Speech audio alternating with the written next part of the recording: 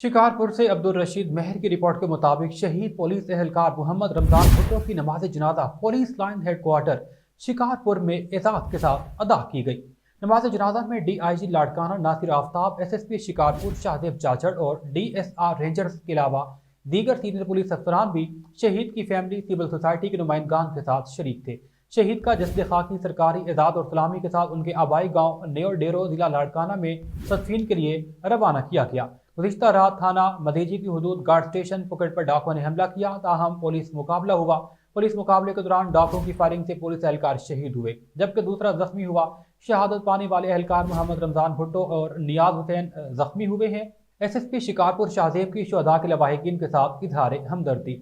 शहीद मोहम्मद रमजान 2014 में बतौर कांस्टेबल सिंध पुलिस में भर्ती हुए, जबकि रिटायर्ड फौजी थे। शहीद की फैमिली मेंबरान में जोजा समेत 3 बेटे और 1 बेटी शामिल हैं। एसएसपी शिकारपुर शाहदेव चाचड़ ने कहा कि शहीद की कुर्बानी हरगिज रायगाह नहीं जाएगी। वकूए में मुलविस मुल्जिमान को कैफिल किरदार तक पहुंचाएंगे। डाकुओं का किला कमा करने के लिए पुरअज़्म है।